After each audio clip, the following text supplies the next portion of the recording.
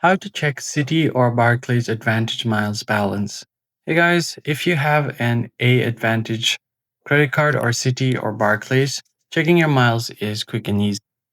So the first thing you're going to have to do is open up your web browser, and you can start off by searching for American Airlines Advantage.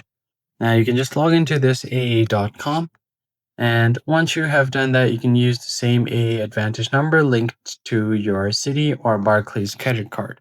Tap on the login button here and enter your login details.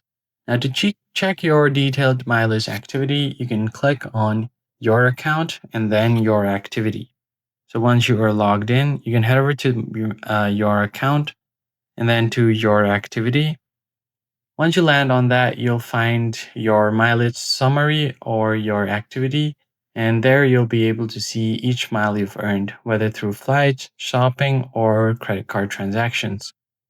If you're using the Citi AAdvantage card, you could also check your miles via Citi mobile app. Just open the app and tap on your card, and you should be able to find your miles earned. And for Barclays Advantage cardholder, you can open the Barclays app or go to barclayus.com. Then navigate your card's dashboard and you'll see your miles posted there shortly after each statement cycle.